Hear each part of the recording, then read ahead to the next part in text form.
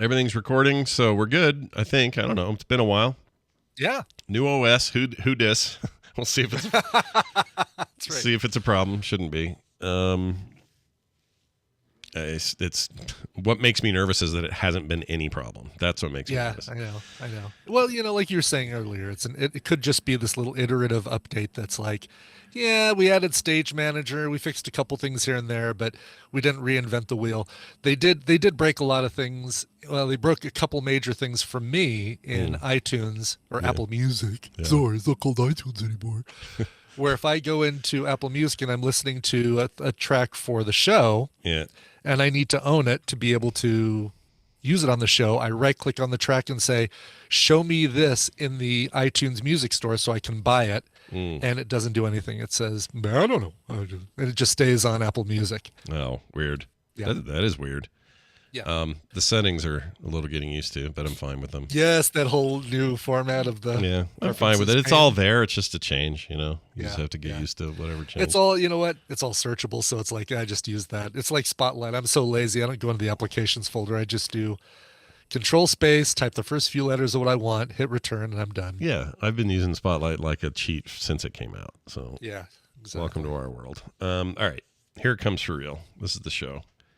I think I've done all I'm supposed to do for it. So wish us luck, everybody. It begins in 3, 2, 1.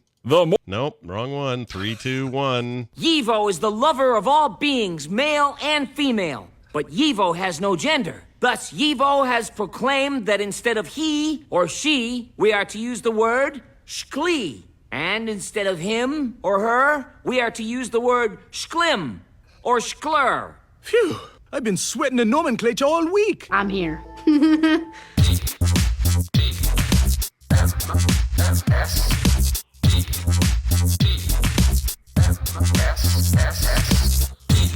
The morning stream. Let's just get some shut-ass.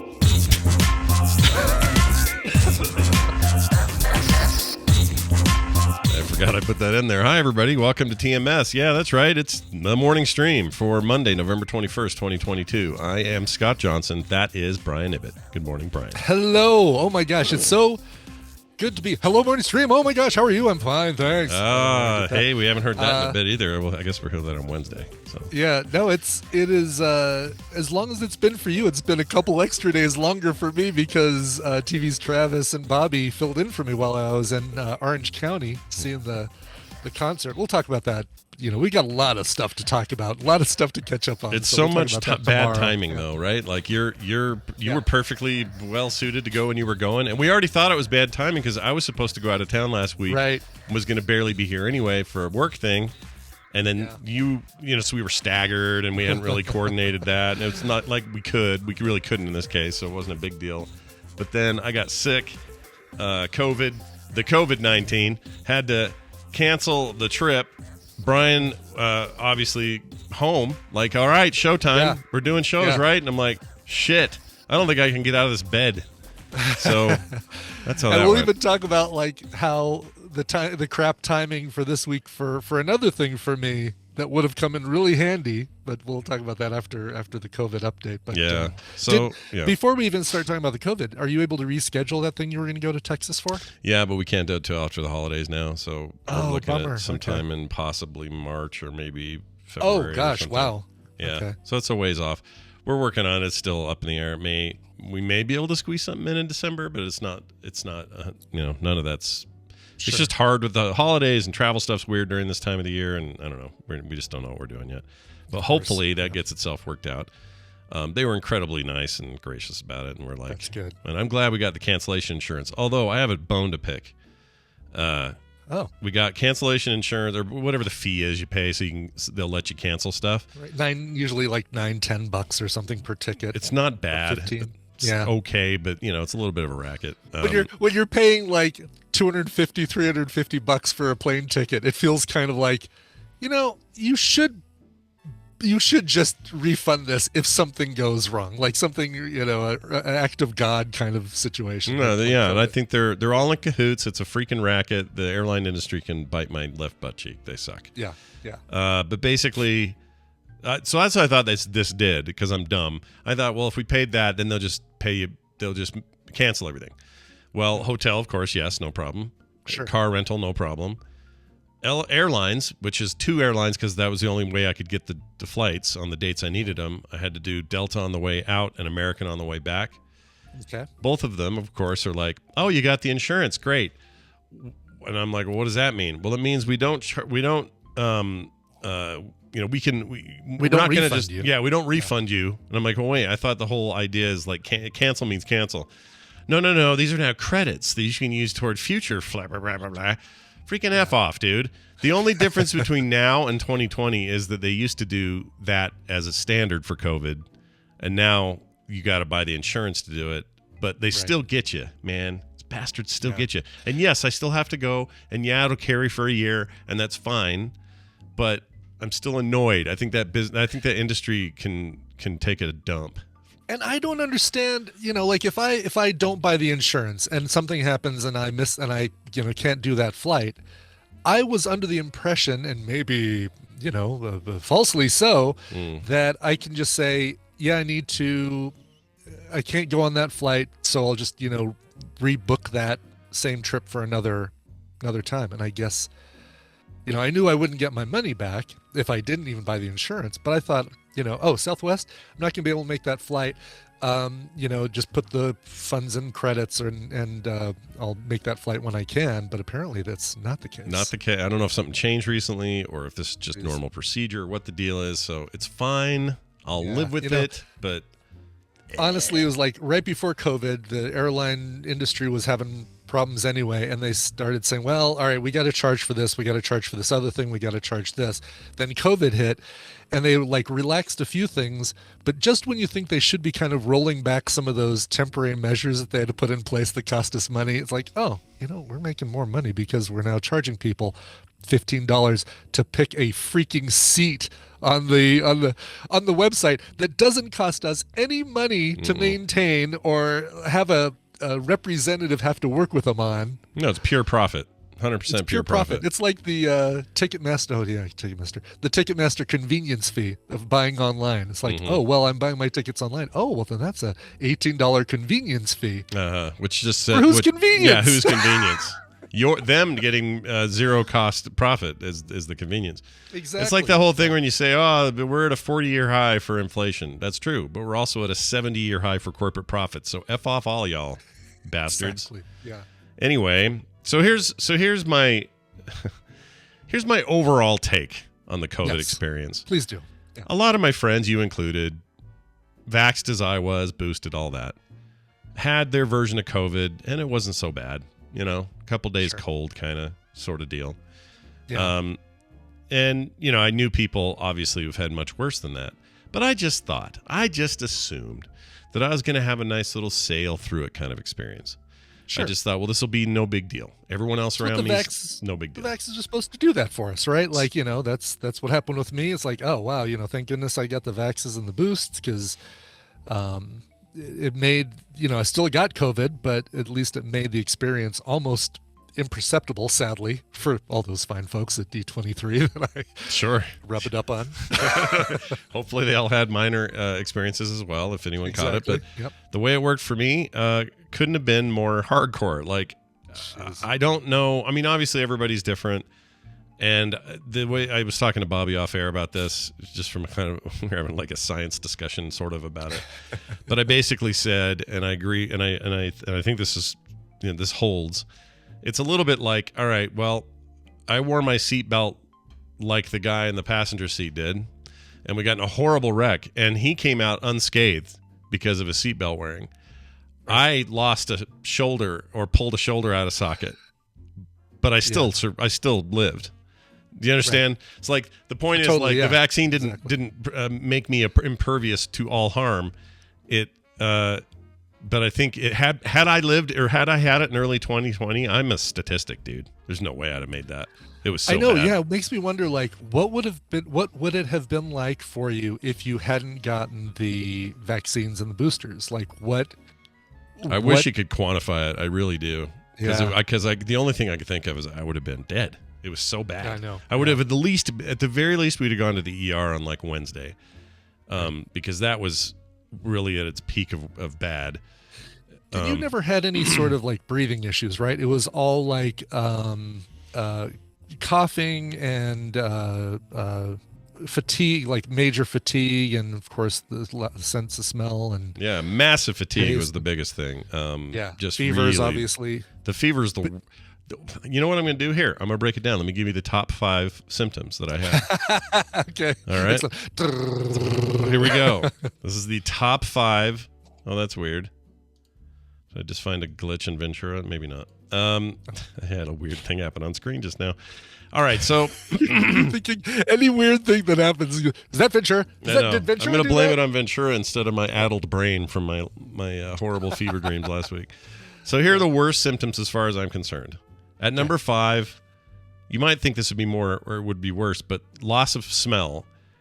I'll put at number 5. The reason I think loss of smell is at 5th and not 1st or 2nd or something is because it's actually more fascinating than it was bad. Yeah. I found that to be really odd because I would be in a room where the cat just took a dump and I'd have no idea. And Kim would be like, "Oh my gosh, can you not smell that?" And she lost a little bit, but it all kind of came back for her real quick. Wow. Okay. Mine's about, I don't know, I probably smell, I probably got 20% of my smell back or something. So it's actually coming back already. Some people I know go months, maybe even a year without their smell or taste. But for me, it's been just during the week. But anyway, that was just weird and interesting. Yeah. Oh, one of my senses is gone. I can still. Because it doesn't. Yeah, it doesn't impact you as much. Obviously it affects your, and we'll probably get to the tasting, but it just, that's kind of its biggest thing, right? It's there to protect you in case now there's a natural gas leak. It's to help you taste. But you can get by without a sense of smell. Yeah, you can live with it for a few days and kind of go, oh, interesting, and sort of observe it or whatever.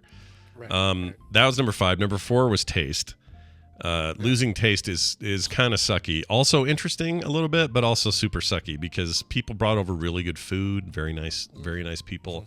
We had some wonderful tadpoolers call in DoorDashes and junk like that. It was super nice. I'm going to send all these people some in the mail, but very kind. Anyway, we would get things that were good that I couldn't tell if they were good or not. Already couldn't smell them, and now I can't taste them. Freaking that kind of sucked, so I didn't enjoy that.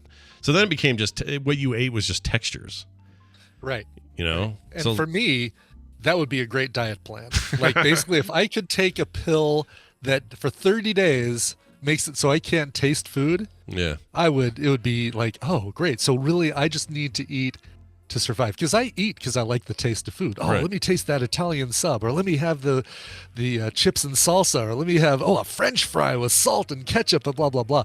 You take away that for me and it's like, okay, just give me oatmeal for 30 days or whatever, and that's all I need. Nothing but mushed up vegetables. I can't tell the difference between that and a steak. I mean, let's go. I agree with you. That part of it, if that was still, because that's now coming back also. Although I'm sipping on this Dr. Pepper Zero here, and it tastes like hand lotion a little bit. So the receptors are coming back, but not all at once. Not all at once, no. How about let's give him sour and umami. Yeah. And we'll keep sweet and salty. Yeah, we'll hang on to bitter for later. It's kind of having its time, I guess. So that was number 4. Number 3, the cough is horrendous. It is a little better today, it's been better than every day since, but there were a couple days in there where I thought I was registering on someone's Richter scale. It was so hardcore. And producing nothing, right? Like, it didn't really get into my chest, so that's good. But it stayed all up here, kind of upper respiratory, sort of esophageal area zone up through my head. And coughing felt like my eyes were on the upper deck of a German toilet, just ready to fall off into the hole. It was really weird. Wow. Anyway, so there's one to take apart. And then 2, fatigue. By far, fatigue was one of the worst things. I was so tired. And in some ways, on some days, not all, but some days, I could sleep. And when I did, it was beautiful, wonderful, best sleep I've had in months.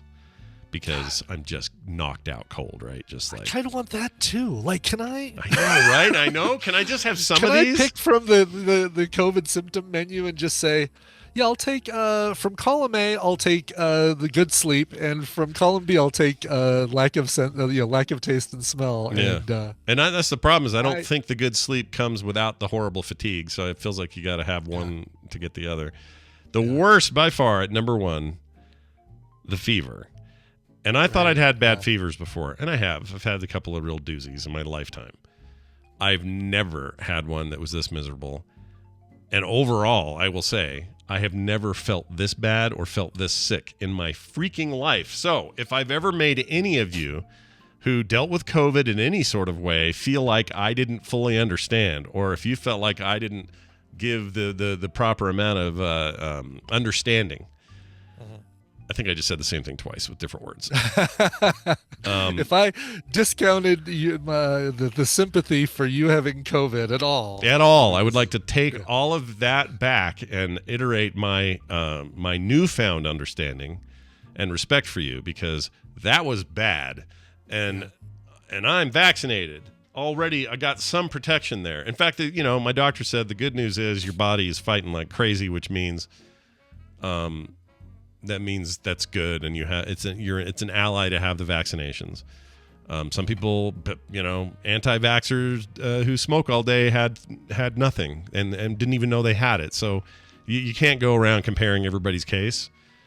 But my case, dude, was the shits. I hated it. I don't recommend it. I don't wish it on anyone except for Hitler. He's dead though, so it doesn't really count. But I'd give it to Hitler if I could. Give it to Hitler, sure. At the height of his growth to power, not even his height of his power, but his lead up, I'd say it'd be a good time for Hitler to get COVID, and maybe he wouldn't have done all the things he did. But outside of that, I got people I dislike greatly. I don't want them to get this. You're a better man than me, because I've got Arya Stark's list right here of who I would like a non-fatal COVID experience to happen to. Well, there you have it. And non-fatal, maybe. I will have. The American people. So I don't recommend it. It's bad, and my experience with it notwithstanding, try not to get it, try not to give it to each other. The thing is, we're heading into high infection time of the year. Like a lot of family get-togethers and groups. Do you, by the way, were you able to kind of trace it back? Do you think you know where it might have come from? Oh, we absolutely do. So I forgot to mention that. And this is not to call them out because they didn't. Dox somebody. Come on. And they didn't know either. It's not their fault. Of course. Yes. But Jim and Robin Jensen came by the house a week ago today, and we hung out for a while. And they brought gifts for Kim's birthday, and they brought some baby stuff and hung out with Van. And we were here. Taylor was here with the babies, and it was me and Kim. And then they just showed up, and she was about to have another surgery, so we were checking in on her and all that. Very wonderful, nice. Yeah. They are people. The absolute nicest people. Like the cards we get from them on a regular basis are. Oh, she's so talented. The most generous and nicest things. Yeah. She's so good at those. I don't know how she does those. But anyway, they're amazing people. They didn't know it, but they had COVID coming in. Yeah. So they gave it to us. They started feeling rotten just before we did. That Wednesday, I guess, and then by Friday or Thursday, Kim was. Saturday, whatever it was, Kim was really sick, and I'm like, oh, please let me dodge this. Then I started feeling bad that day, so it all kind of cascaded from there. I think they're doing okay. I think Jim got it worse than Robin did. That's what I usually hear, is that in married couples, one or the other gets it worse than the other one does. For sure. Gina definitely had it worse than I did. Yeah. We didn't get it at the same time. We got it, months apart, but she definitely had it worse than I did. I was talking to Justin, and he said that his wife had it way worse than he did. Yeah. Other people I talked to here locally, same thing, but flip. Like the guy had it worse. The lady barely had it. My sister barely had it, but my brother-in-law had it really bad. Interesting. Huh. So, there's usually this disparity that I'm used to hearing about. Yeah. Kim and I had none of that disparity. We were dead on every day for the same symptoms. She was just a day ahead of me. So she would feel a little better one day, and I'd be like, oh, please let that be me tomorrow. And sure enough, the next day I would feel a little better in whatever regard she was feeling better the day before. Yeah. But she had it just as bad as me, and I don't know if we're sick of each other or not. Probably not. But we binged watch a lot of things. Sure. And it was good. We watched all of Avenue 5 until we get new episodes, and loved it. So years later, I finally watched the thing everybody told me to watch. What else did we watch? You finally watched the thing that I recommended a couple, like a month ago. Yeah, and then almost recommended it this week. I'm glad that came up. Me too, yeah. What else? There was something else. Oh, and then this is actually what I did want to mention this. Last night I watched that new, I forgot the name of it. Spirited, thank you. I keep getting mixed up with Enchanted for some reason. Yeah. Which is another thing. Yeah. It's a big musical take on the Dickens story, the Scrooge thing. And I went in actually very low expectations. I didn't think I was going to like it. I just thought this is a little too much. You've been burned by Scrooged. I have been burned. Comedic take on. Yeah. I mean, I know there are a lot of people who love Scrooged. I think Scrooge is kind of bad. And so know that about me going in here. But generally speaking, I like these kind of things. I like adaptations of the Christmas Carol. Sure. And I like when they get creative and go different directions or whatever. This is that, and it's very good. And it's a musical, and if you don't like musicals, I think you might still like it, because I don't generally love musicals. I don't mind them. But this one really worked for me, and I thought Will Ferrell and Ryan Reynolds and Tracy Morgan, of all people. Oh, really? Okay, I didn't know. The only two people I knew that were in this are Ryan and Will Ferrell, so cool. And you'll see a bunch of people. There's a bunch of cameos and a bunch of other people you didn't expect to see. Of but course. It's subversive. It takes the whole thing and flips it on its head in some ways. It does some weird world building I didn't expect. Wow. I was surprised how much I liked it. It was pretty great. How would I compare it to? I mean, I would probably put it right up with Muppets. Muppets is my favorite of the Christmas Carol things, which brings me to this final point. Sure. And that is this. So I'm not going to spoil anything or say anything else, except it's wonderful and you should see it. It's on Apple TV Plus. It's an Apple original. Sure. Octavia Spencer's really good in it too. She's very good. Cool. Oh, that's right. I didn't know that she was in that. Yeah. She's a very different thing for her, and she's got pipes. That girl can sing. Cool. Anyway, something happened, and I'd love to blame it on COVID, but I can't blame this on COVID. I'm watching it, and I'm like, how come they just keep showing the one Marley guy? Where's the other Marley? Like, hey, Jacob Marley, where's your brother? How come this movie decided not to have anything with the brother? And I went, oh, shit, Scott, this is all in your head. This is because the Muppets took the two dudes in the balcony and made them Marley and Marley.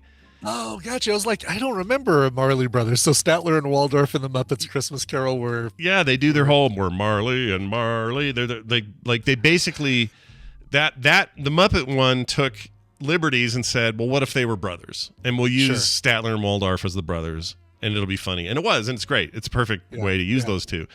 But I had so cemented that in my head that when I see any other version of this, I'm bugged that there's only one dude in there. That there's just Jacob Marley and that's it. So the Muppets have not ruined, but the Muppets have altered. Have altered your what you think is Christmas story or Christmas Carol lore. Yeah, basically. Yeah, Muppet alteration has occurred in my head, and I'm not sure I can change it. But Kim's looking at me like, "What are you talking about?" I'm like, "Aren't there two?" She's like, I think you're thinking... What happened to the 17 ghosts of Christmas past and future and present? And the ghost of Christmas trash cans and the ghost of Christmas imaginary elephant-looking things. Of course, all those things. What happened to the little red one you can tickle? The ghost of Christmas throwing fish. What happened to that guy? Oh, now that guy. Bring him back. But anyway, it was fun. It was really fun. I think you all should see it. Cool. It's we were going to watch it this weekend had we not gone to a drag show last night. Oh, that was a drag show. It was a drag show. That was not a woman that you were looking at in that photo I sent you, and I couldn't do much more than that because they had a relatively strict no phone rule. Although you'd think they'd be like, oh yeah, if you like what you see, take a picture of us. But it was we went to a... Was it because of the what shooting? I described later as a geriatric drag show. Oh, there was no performer there under the age of 50. And most of them were in their 70s. Do you think they were weird about cameras because of the shooting over in Colorado Springs? No, because they actually did talk about that separately. You could not, right? I mean, you're going to a drag show with several transgender performers, not just men in drag, but actual transgender performers, and so that absolutely came up several times during the show as like a moment of silence and talking about people that they knew who were there and bartenders and stuff like that. Sure. So that was heavy duty. But yeah, I've been to 2 other drag shows here in Denver, a place called Hamburger Mary's, which is really cool. And then a place in New Orleans, Tina, when we were there in February, that was also a drag show. Is the Hamburger Mary's one the one with the guy that? Yes, the Jello shots on the bare butt cheeks guy. Yeah, okay, I remember this now. All right. Yes, the anyway, photo I sent you of that. yeah. And all 3 of those experiences, the performers actually sang to a pre-recorded track, like it was a karaoke track with no vocals, and the performers sang. Yeah. In 99% of the performances last night were lip syncing, and in some cases, it was almost as if the performers had never heard the song they were lip syncing to before. Oh, and it's like when you're, that classic scene from Tommy Boy when It's the End of the World as We Know It by REM comes on in the car, and they're like, that's great, it starts with an earthquake, birds and snakes, Lady Bruce is not afraid. It's kind of like what the lip syncing was like. Wow, that's unfortunate. I thought that stuff was always live singing. I guess not. I thought so too, and we had one of our friends that went is an actual performer, did some performing as a drag queen before, and we were talking about that, and they said, oh yeah, no, in most of the shows I've been to, it is they are lip syncing. I'm thinking, wow, then we've just been lucky and gone to ones where the performers actually had some pipes and singing and that sort of thing. But sure, it was still a really, really good show. That's anyway, good. That's good. How many? What was I going to say? What does it cost to get into an over 50 drag show thing? This was for a charity event. It was for normally they do Parkinson's disease because the one of the main performers actually performs and she has Parkinson's. Although I don't know if she's transgender, so I don't know. I could be misgendering him or her, but yeah, because some people are just there to get up on stage performing and they go home and play dad and do all the normal. Right. Anyway, it was $5, and then of course you bring a couple $20 bills, turn those into singles, and then they either walk around or you go up to the stage. In the case of the 85 and 90-year-old drag performers, go up to the stage and hand them the dollars, and they just drop it in a bucket. They're not coming out to the fringe of the stage anymore. They're not going to go out and work the crowd because. No. It's got to be something like the extended version of Inagata Vita for them to have enough time to make it through the rows of tables to get around. Hats off to them though for performing. For sure. Oh yeah, it was a really good performance. And they were like, we were trying to decide if we were going to cancel tonight's show, and we said, nope, the show must go on. We're not going to hide. We're not going to cower down. We're going to, especially because this is for such a good cause, that we're gonna do it. Yeah, F that shooter kid. Exactly. Real quick here. Did you know that one of the symptoms of your friends getting severe COVID is that you don't get your car for a week? Were you aware of that? Yeah, I'm very, very aware of that, Scott. Okay. Yeah, we got back from Orange County, and I was all excited but anticipating having to lift that Friday after we got back to start making some money back for the trip. And on the first lift ride that morning, the check engine light comes on, like while I'm actually in the middle of a ride. And then the car definitely feels throttled. Like I was going 55 on on this road. All of a sudden it's like I cannot get the car to go over 30 or 40 unless I'm going downhill. I'm like, well, this is crap. So I get the guy to where he needs to go and shut off lift and then pull up, both Google to look up the code, and also immediately get online to the dealership that I usually go to for service and say, all right, I've got a problem. I need to bring it there now. How soon can we look at it? And it's basically like, oh, it's Friday? Cool. The soonest we can see you is Wednesday. Oh, like, geez. What? Really? Ugh. All right. So I then get Midas, which is the second place that we normally go. Yeah. Tell them the story, and they're like, oh yeah, no, bring it in now. We can actually take a look. We can do the diagnostics and figure out what the problem is. Great. Get it there in kind of, as somebody described in the chat, limp mode, with my hazards on, basically taking as many streets where I don't need to go over 35 or 40. Get it there. They run the code and say, okay, well, here we go. Here's the code. It's a P1326. They basically plug in a little machine into the little thing in the car. Right. And they say, okay, well, it's either being caused by this recall that was for the wiring harness sensor to basically, it's a sensor that determines if your engine is knocking, if it's got a lot of movement. Sure. And so it's either this recall that causes this problem, or your engine is knocking and it's shaking and you're going to throw a rod and die. In the middle of the highway or something. Okay. So I'm like, oh, okay, well, I'm pretty sure I had all the recalls done unless this is a new one. And they said, yeah, so if you just take it to your dealership, they'll, if it's the recall, they're certified to perform that recall. It'll cost you nothing. And then if it's not, then, you're already there to have it solved. Sure. So I actually call and speak to somebody at the dealership, and I say, hey, here's the deal. It could either be this recall thing or it could be a much bigger issue. And the person I speak to there, or I'm really frustrated with, says, oh, no problem. I can actually get you in today to look at that.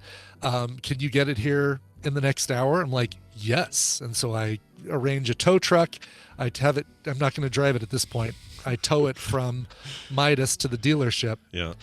And I let them know. They're like, okay, let us know when it's going to arrive. You don't need to be here with it when it arrives, but let us know when it's on its way and what the towing company is and that sort of thing. That sounds like people are on it to me. That sounds like they're ready. They're rocking. Doesn't it? Yeah.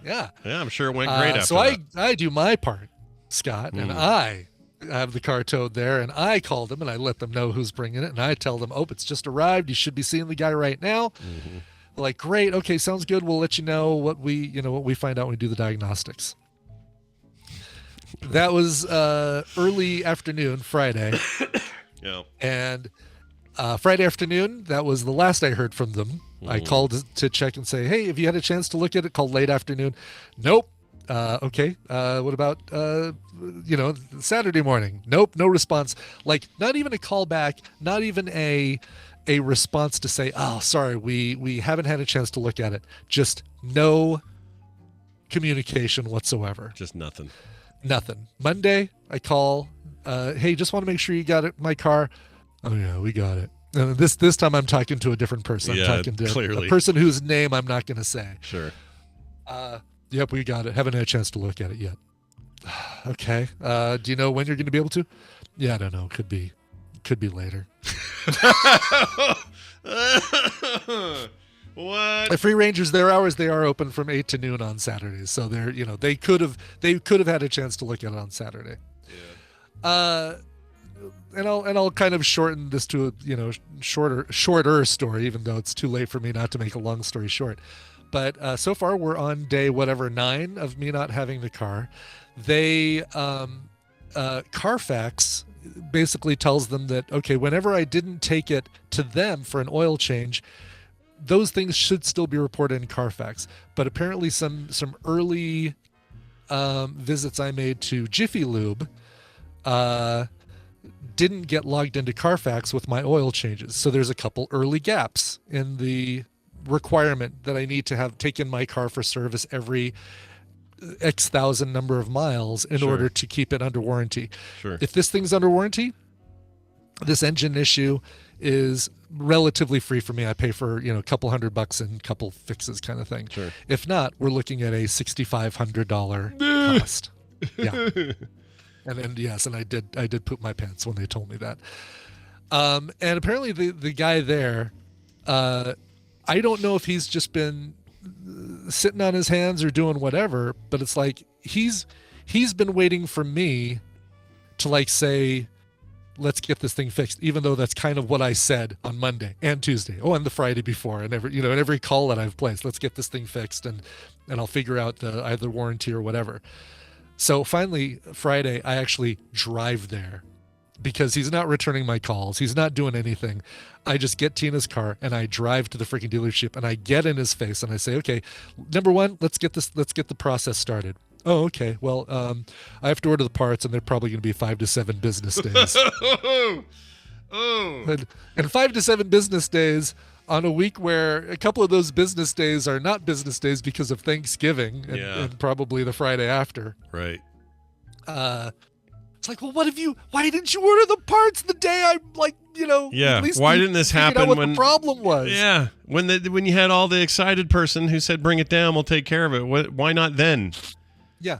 And he is so freaking vague and grunting these one-word answers to me when I'm trying to say, all right, well, what's the process then with getting Kia to pay for this? So I want to get this in writing. So I I have his email address, emailed him and CC'd the GM of the shop, of the dealership, and said, here's my exact email really quickly. While we're waiting for the parts to come in for my 2014 Kia Soul, I'm going to be calling Kia from the number you gave me yesterday to talk to them about this being covered under warranty.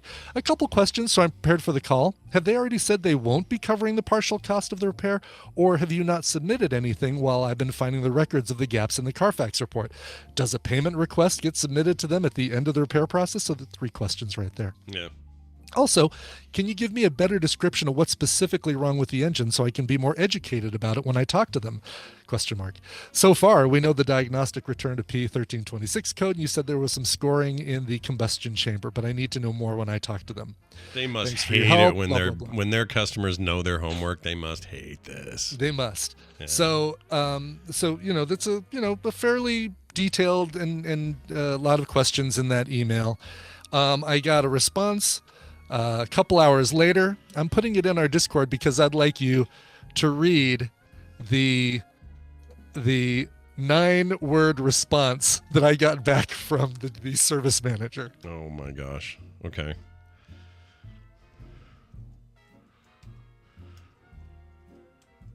Do you see it in Discord? No, hold on. It's not popping. Why? Am I in the wrong group? Oh, maybe you're in the I'm in the wrong group. TMS. Okay. Oh my gosh. This is it. This is all you got? Yes, this is the response I got. Yes. That the correct the cylinder wall scored. What the hell happened? Did That he is break? the response that I got to 4 very well thought out questions that would have helped me with my call to to Kia service. Oh my gosh, dude. I mean, that's not even. Did you look at it when you hit send? Like, what did he do? I did. I read it. It didn't take very long because that's 9 words, but I read that thing over and over to can I parse some additional answers to my questions out of these 9 horribly put together words? That Look at this chat room. I just put it up in the chat so I can read it okay, in I bold also letters. pasted it in there. Yeah. Yes, the cylinder wall scored. I don't even know how to. I can't even start to interpret that. I know. I mean, he's just basically saying, yes, that's correct. The cylinder wall is scored. And even if that is the response, then That's amazing.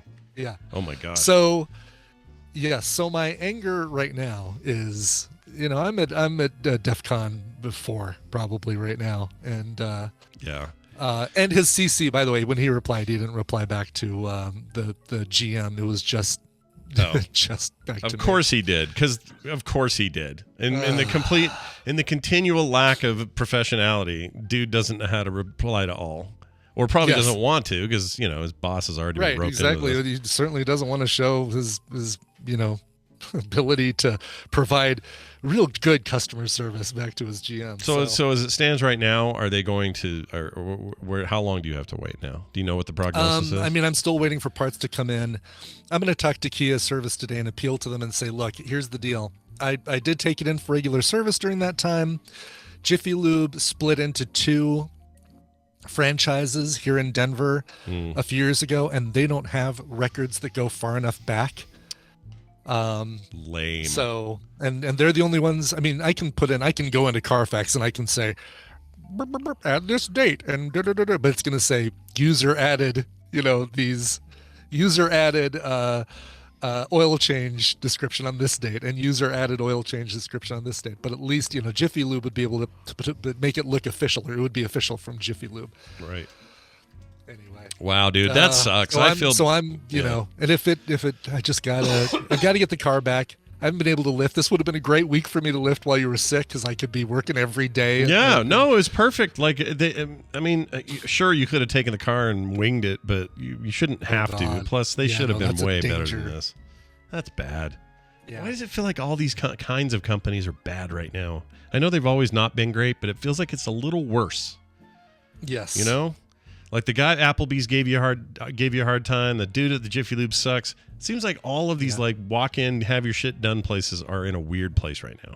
Yeah, exactly. And I don't like it. Tina and I had the last 7 years. We only keep the last 7 years of bills and invoices because of tax returns and stuff. But we had that like spread out all over the dining room table, like going item by item, trying to find those things. And sadly, the ones they're looking for would be before that time. So, damn, dude. Yeah, it's like whatever. I'm prepared to freaking eat the cost if I have to. I don't want to, but I'm gonna. Do what I can. I'm gonna call Kia today and say, hey, can you help a brother out? Yeah, dude.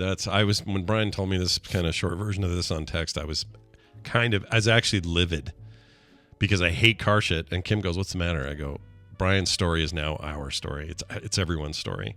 We should all be pissed at this. Freaking F car people. That's so bad.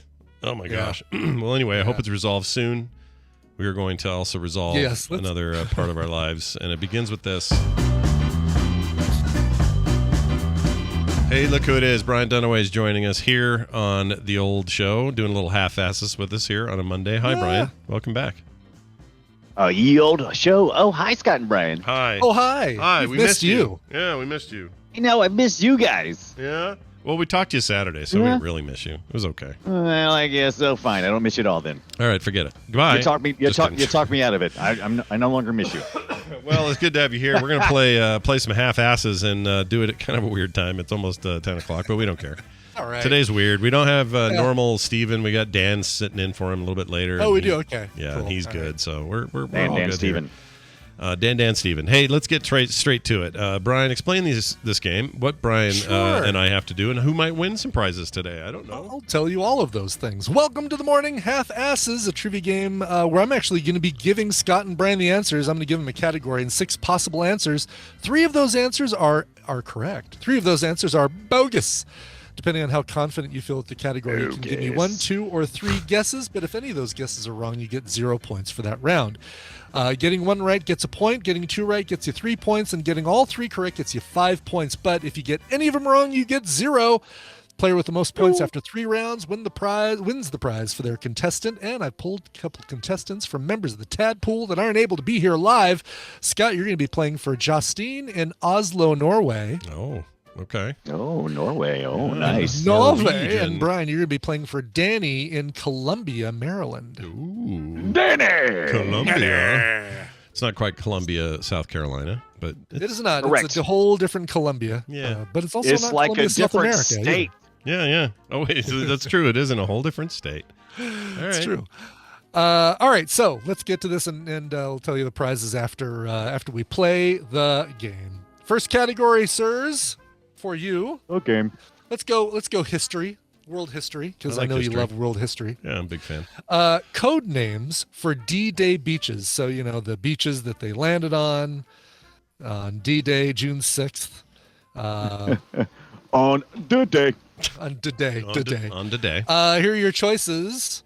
Utah, Silver, Talon, Cross, Juno, and Sword. Well, I know 2 of these for sure. Okay. I might go 3. I feel like I know 3. I'm going to really wing it here with the 3. Okay. With 3, I've been really sticking sick with the 1 then. I'm sure my mind's not addled enough to be a problem. Right, exactly. Oh, this is fun. I forget. Yeah, COVID morning half-asses, post-COVID morning half-asses should be great. All right. Utah. You guys both locked in on Utah. Yeah, of course, Utah. Absolutely.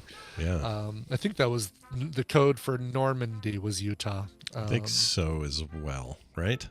I think so, but I can't be sure. I don't remember. And Juno, Scott, you also said that is correct as well, but Talon is not correct. Brian gets a point because he just settled on Talons. Utah. Yeah. Yeah. But Sword, Utah, Juno, and Sword are the 3 that we're looking for. Sword, you know what? It's not even retrospect. Does that sound right? Sword sounds just wrong to me, but it does. Clearly, because Utah and Juno makes sense, but then Sword is like, and then Sword. Yeah, and Sword. Exactly. Yeah. Oh well. That's all right. That's all right. There's still a chance. And then Tip. Yeah. Let's go to something that's even more important than world history, something that's even more reflective of who we are as a culture and as a society. Question number 2 is Justin Bieber songs. Which of these are actual Justin Bieber songs? Your choices are Eeny Meeny, One Less Lonely Girl, You're Just in Time, Catching Feelings, I Heart Emoji Love, and So Sophisticated. Which of these are actual Justin Bieber song titles? God. It can't be Your Just in Time. It can't be. Right? Nobody. Oh, shit. Eeny Meeny? I'm doing one. I can't. Doing one. You're lucky I'm giving you that. I don't know any of these things. All right, you guys are both locked in. Scott, you've got One Less Lonely Girl. And Bri, you've got I emoji, heart emoji, love. I love love. Yeah. Guess what? One of you is correct. One of you is incorrect. And it's Scott this time. Yeah. Well done. Oh, A look at point that. for Scott. And no points for Brian. On There's this an one. Eeny Meeny song? That sounds... There is a song called Eeny Meeny. I almost did the eeny meeny. It felt Eeny right. Meeny, One Less Lonely Girl, and Catching Feelings. I hate everything about this list. I might It have gave me to... a bad case of the feelings. Yeah. That's Gross. right. Exactly. He was singing something about a ghost yesterday. That's popular right now, I think. Some ghost song. Yeah. Yeah. But I don't follow Well, Bieber. there was that song that he did a couple of years ago, or maybe last year, that I kind of liked, which was I'm not even going to bother trying to remember the lyrics or singing it, but it's like talking about I get my oranges, Boyfriend? I get my no, it was like a recent, like Justin Bieber with his with his pedophile mustache going on. Yeah, his pedo stash. It always makes me laugh because I'll hear a Bieber song and I'm like, hey, that's not a bad song. And then I'm like, who sings that? Oh. Right. Justin Yeah, it totally Bieber. is. It totally is like, I don't even know. I don't even think I hate him. I just don't follow. I just don't know. But I got a point. So, hey, Bieber and I. You got a point. Yeah. So, all right. We are going into the last question tied. I love this. God loves Bieber. Yeah. And let's go to our first president and, cut down the cherry tree, will not tell a lie, all that stuff. Oh, I'm talking about George Washington. Come on now. Kidding. George So had not 16. Okay. George had some dentures. But what were those dentures made from? 3 of these are things that George Washington had dentures made from. Are they donkey teeth, frosted glass, gold, hippo ivory, sandstone, and pine wood? Let me ask you this. 3 of these things are real. Are all 3 of these made up one set of dentures, or are we talking 3 sets of dentures? 3 sets of dentures. So basically, he probably tried this one and said, oh, that didn't work, and then tried this other one and said, oh, that didn't work. Yeah. All right, well, I'm going all in because why not? I'm going too. I'm going all half asses. Okay. Oh, gosh. I hope that's right. All right. Oh, I love this. All right. Gold. You guys both settled on gold. And he did have teeth made of gold. A set of dentures that were made out of gold. The original gangsta. Yeah. That's right. That's right. His grill. George Washington's grill. Scott, you also said donkey teeth. Yeah. Guess what? He did have a set of dentures made from donkey Really? teeth. Sweet. And Brian said hippo ivory. Yeah. And yes, I didn't know. he did Damn, have man. teeth made from hippo ivory. The pine wood hilarious. apparently not. That's a lie. I would have thought that we always hear about. Oh yeah, did you hear George Washington had wooden teeth? No, apparently not. Yeah, I heard that was a lie. Yeah. At least not he did not have pine wooden wood. teeth. See, Yeah. I thought that Also, was true. I didn't know. Sandstone, probably one of the tie God. between sandstone and frosted glass as to the worst things you could have dentures made from. What is hippo ivory? Like straight off a hippo's horn? Or a hippo's teeth? Hippo's tusks. Yeah. Oh. Yeah. I don't ever think of those as a thing you'd want to keep. They're so gnarly and Right, because they're so short. yeah. Yeah, you just if you sand the outside of it, I guess it's probably just fine ivory inside it. I guess. I guess I so. don't know. Brian, you scored big time on yours. Jeez Louises. Well done. Right. So Yes. off of my 3 in a row zeros, and then last week I got a 1, and this week I win. Mm-hmm. Yeah, you've redeemed yourself, my friend. You've redeemed yourself. Yeah, how do you feel? All it took was Scott getting COVID.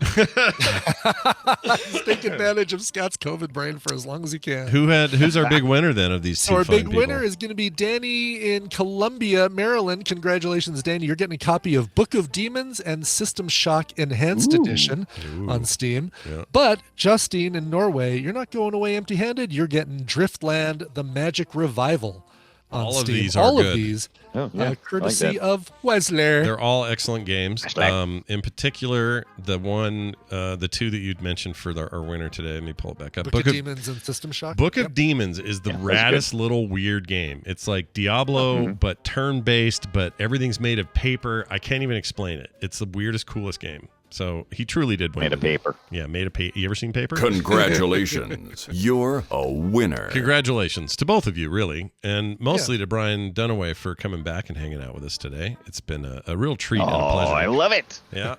Thanks for doing that, man. Tomorrow we'll finally get around to an episode of Play Retro we've been holding on to for a week and a half.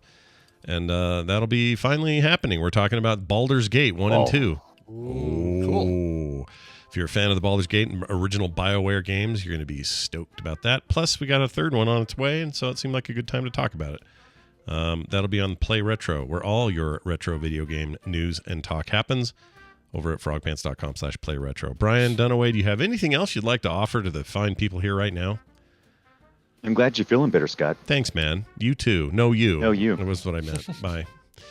I mean, of the COVIDs in our groups, I think maybe me and Dunaway had the most similar experience. Yeah, I think so too.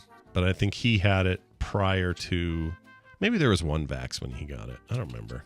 Maybe, yeah. Mine's the BA freaking Q, whatever the new one is. Right. And I had a crappy flu experience, but even that still wasn't, that plus the two booster sicknesses or after effects that I got, I still don't think even came close to 1 day of the crap you went through. Yeah. Plus, it was like what a shitty bunch of turn of events. Brian gets the flu. Yeah. And he's all sick and down. So we, thankfully had some co-hosts step in. Yep. I'm thinking, I got the flu shot plus all these boosters. That doesn't matter what happens to me. Yeah. I'm going to Texas next week. Everything's gonna be great.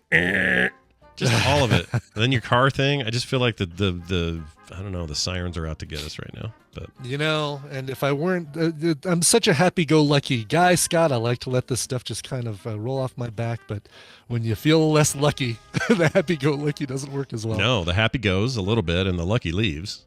That's right. Exactly. Yeah, and then nobody's Logan Lucky. All right, let's do this. Oh, quick follow-up. Was it you that said I should watch the Channing Tatum, what's her name, rom-com thing out in the jungle? No, it definitely wasn't me. That was Randy who recommended Sandra Bullock, Channing Tatum, Lost City. Lost City, is that it? Yeah. Okay. Yeah. We watched that. That was great. That was a good time. That's a thing that's better than it has any right to be. 100%. 100%. A clone of Romancing the Stone, basically. Yeah. And the last, I think the final last bit is real stupid and kind of formulaic. Yes. But yes. Everything up to that, like the comedy's like legit. And it made me like What's His Hunky more than I used to before. Mm-hmm. Yeah, this is a good time. And kind of Brad Pitt, for that matter. Yeah, and I didn't even know he was in it. That was a big surprise. Yeah. Amazing little short role. And I thought Harry Potter was really good in it. I can't think of his name. Daniel Radcliffe. Daniel Radcliffe is the villain. Yeah. Yeah, he was really funny and interesting and different than I expected. So anyway, that's not a bad movie to spend your time with. I liked it. All right, let's take a break. When we come back, sure. Dan the Tabletop Man. Yeah, that's right. Steven's out for the week for his holiday, starting early. He's doing some traveling, seeing some family, and will not be here today. So we've got Dan stepping in. We're going to talk a couple of things. I got a couple of COVID treatment questions for this guy. Oh, but then interesting. Okay. We'll recommend some board games. Don't worry, okay? We got your tabletop ideas in mind. Before all that, though, Brian's got a song, and we got to play it. Yep, and this music break is brought to you by, are you forced to be an adult and do responsible things like job, bills and or parent? Would you rather be doing fun things like FPS, RPG, and or TCG? Then take a listen to The Part-Time Gamers, the gaming podcast for people with full-time lives. Cyrenex, 9 of 12, Mr. Bingo, and the occasional guest discuss a different game each week that can be played to satisfaction on a busy schedule. You can catch the show live Sunday nights at 9:30 Eastern Time at twitch.tv/Cyrenex or listen to it later on the podcast app of your choice. And this Sunday, the 27th, we have the cover master himself joining us to nerd out about Marvel Snipe. Snipe? Something like that. Snipe. Some Marvel game. Yeah. Come see what we have to say about the newest addition to the MCU world. That's this Sunday at 9:30 Eastern Time at twitch.tv/Cyrenex. Interesting. Does that mean Snap is part of the MCU? Or I wouldn't think so, right? No, it really doesn't. I guess it's not really MCU. It's I just didn't want to say Marvel World again, even though that's what they had in the text. Like Marvel. I was like, yeah, MCU. But there's so far none of the cards have like the actor. They look like the actors who've played the parts, right? It's very much based on the comic. I was wondering if they were going to do any of that crossover on that. Certainly could, right? I mean, we could see that. I was surprised we didn't see that with Wakanda Forever or anything like that. Sure, yeah. Well, they'll probably have more crossover as time goes on. Yes. Anyway, let's do a song. What do you got over there? I have got a song, Scott, for you that's by a band from Detroit. They're an experimental / noise rock band, but don't be afraid of that. This is really cool. They have a sophomore album called Tragic Comedy, which just came out this last weekend. So this is brand new. The song is called Fortune Teller. Here are the Messenger Birds. Used to be in the olden days that it was okay when Miss America waved to you and her underarm waved back. These aren't tentacles, they're genticles!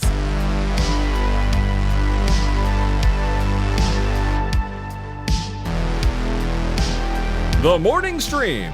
We may not have a woodshed on board, but that boy's gonna get a whooping anyway.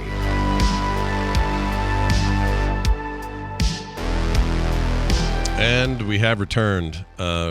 Because I can't remember anything, please repeat the name of that well, song. It's been 3.5 minutes, Scott. Sure. I totally understand. Sure. That is a song called Fortune Teller by band The Messenger Birds from their brand new album, Tragic Comedy. Very, very nice.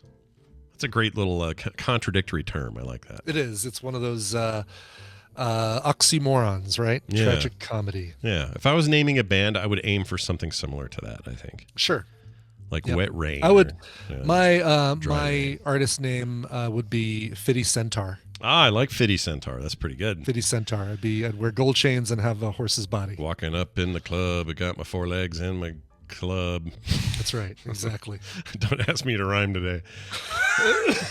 Came up with that last week, and I was going to draw it, and I decided, no, I'll just sit on it for when the moment arises. In the moment. Well, you should have drawn it. I would have loved that. You got to draw it. That's good. Okay, maybe I'll still draw it. All right. Let me know how that goes. We're going to bring in our old pal, Dan. It's been a bit, and always talking to him. Talking to him is always fun, is what I meant to say. So we're going to ring him, see if we can get him. Let's get him. He's a busy boy. He's got stuff going on, so we're going to see what we can do here. Where the hell is his thing? Oh, I know where. Hold on. I forgot we moved this for Dan. Here's a tangent for you.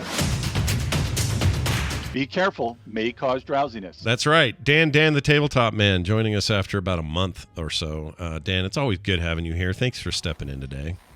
Greetings, programs. I'm extremely happy to be back. I just actually got back from Detroit. Yeah, what were you doing in Detroit? Really? How was More hockey stuff, or what's going on over there? No, actually, I was just visiting some buddies up there. You know, every now and then we do like a friend con, where we just kind of have like a bunch of us just go to somebody's house and we just play games for like 3 days.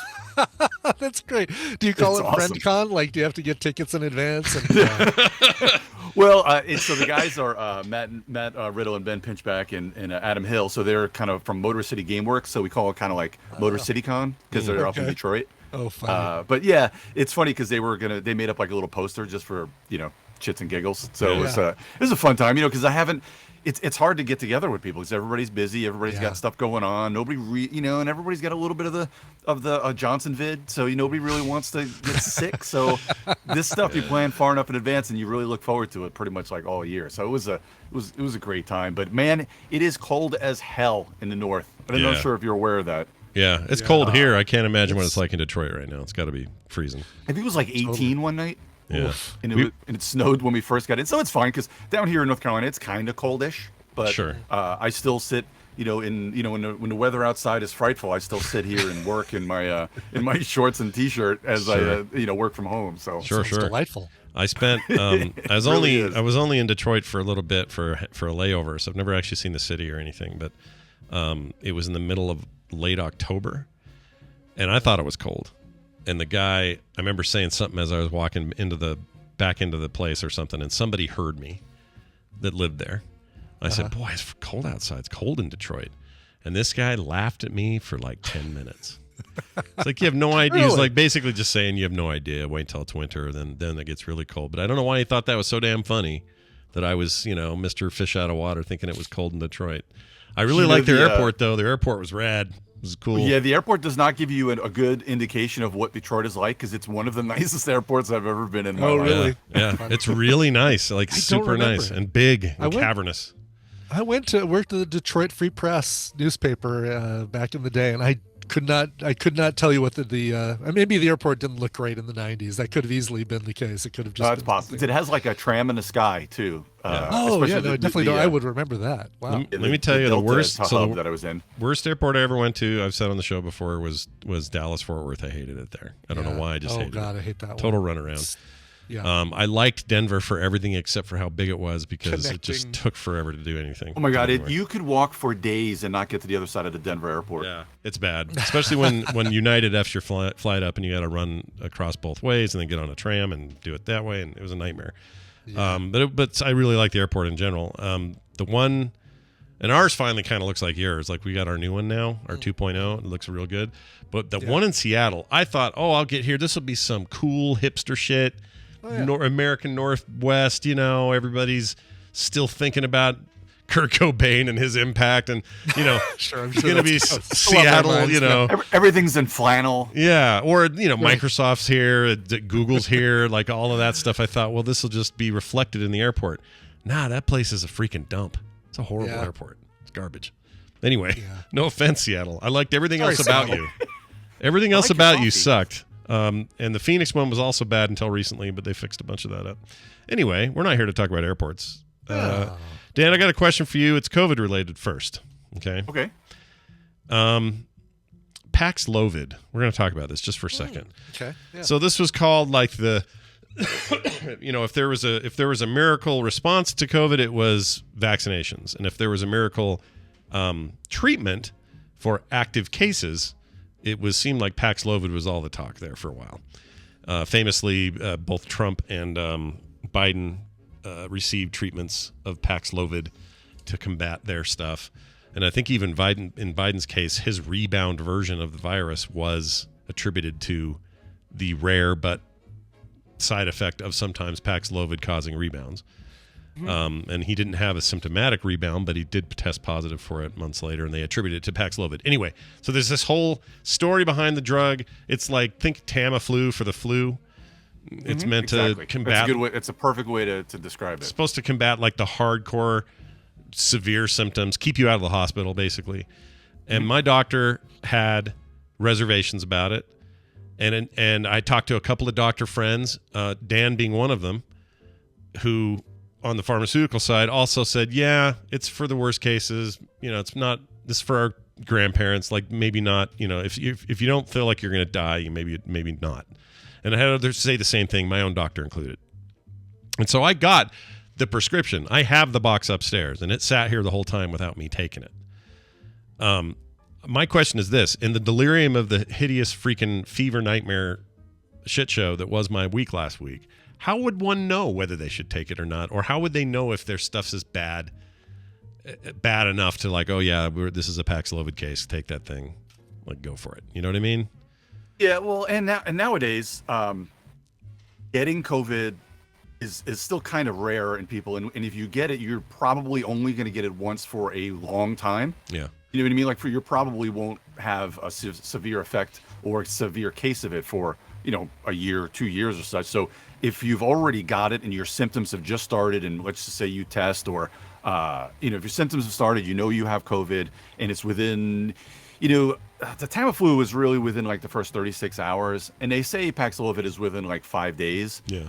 I'm not sure I buy that. I think that's kind of like early testing. Hey, we have some data for this, so we can claim it. Yeah. So I'm still thinking, just because the way these drugs work with these kind of antivirals, like I'm still thinking you're really looking at 36 to 48 at best hours as far as they're going to be the peak effect of helping you.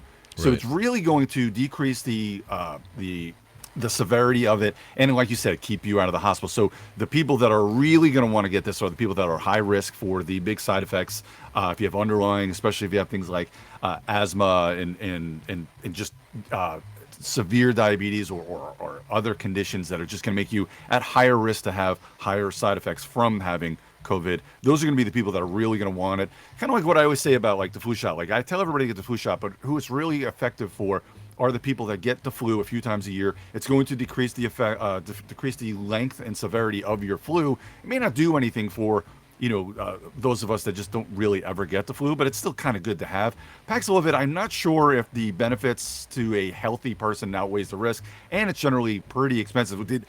Scott, was it covered fully, or did that was the interesting thing. No. I'm glad you brought I'm glad you brought that up, because you and Tolbert and a bunch of others had said it's very, very expensive and hardly any insurances cover it. So I'm like, well, I'm going to at least ask about it.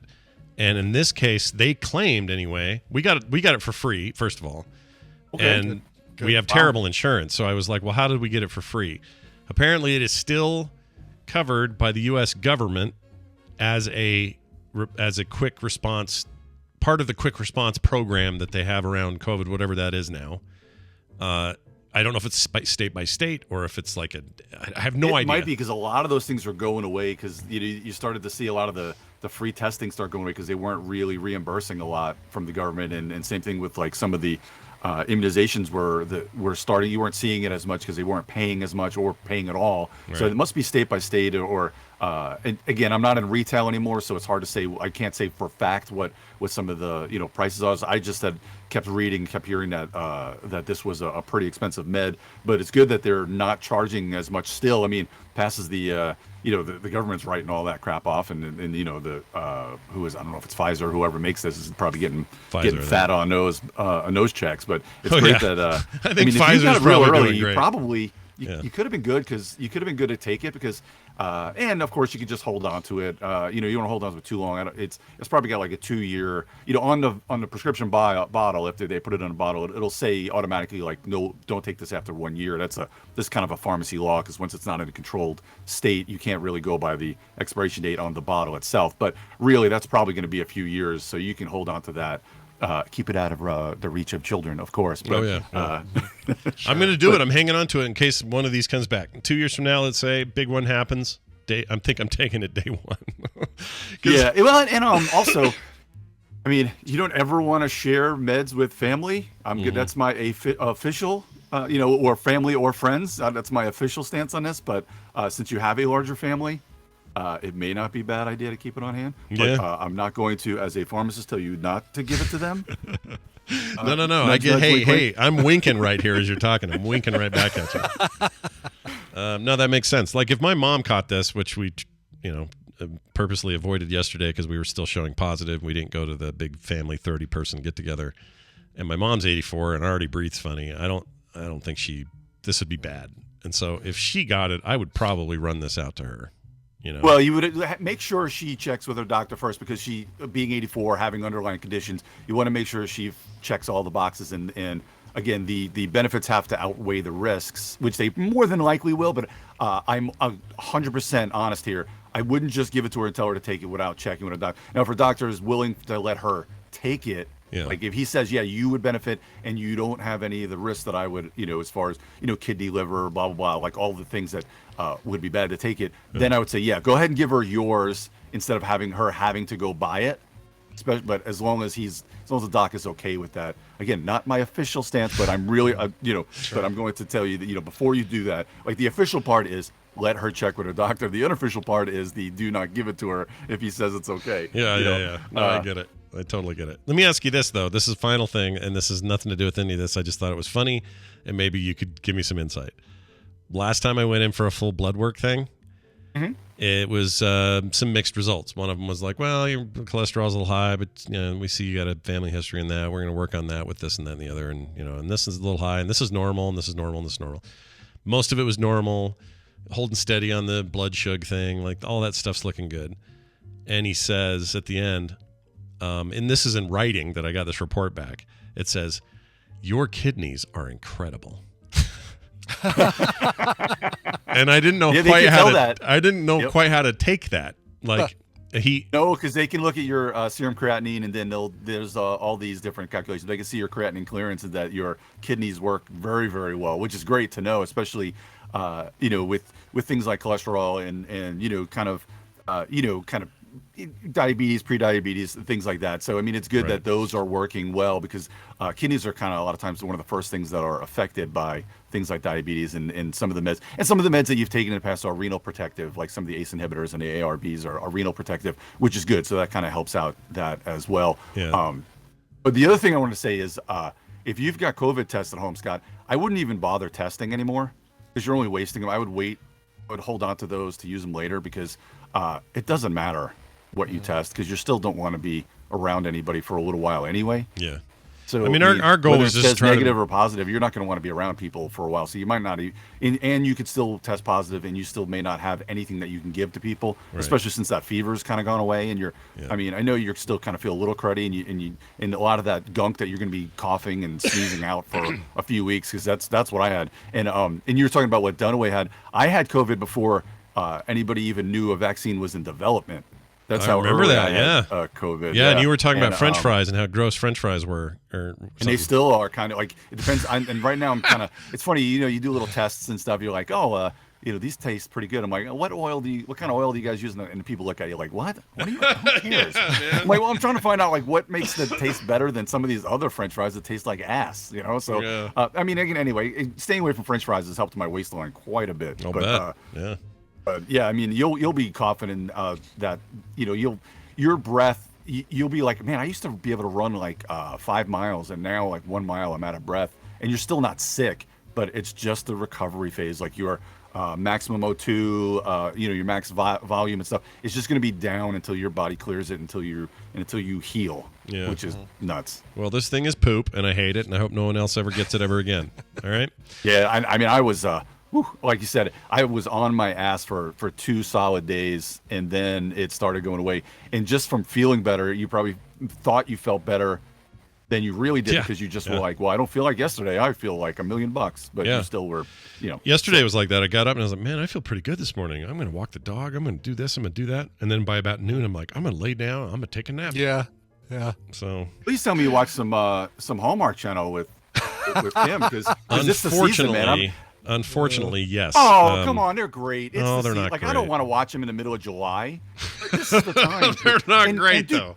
They're great. Here's what they are, Dan. Is going to be on. They're porn without the naked people. That's all it is. Like, it's bad acting. It's bad everything. It's just bad. And Dan, I like how your defense of it is you don't want to watch them in July. Like, in other words, like you have to watch them. You just don't want to watch them then. Yeah. Just not July. So you don't want to watch them in July because like the overwhelming complete.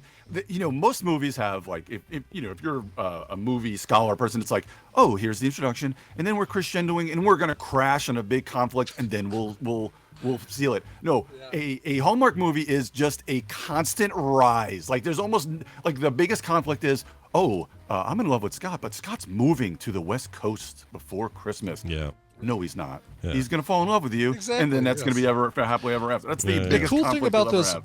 Those Hallmark movies is you can actually get the same experience by watching just one storyline from an episode of The Love Boat. It's like, we're competing writers from newspapers, and we hate each other because we always have 2 different sides of the same story. And oh my God, we're on the same cruise, and I hate this. They put us on the same table at dinner.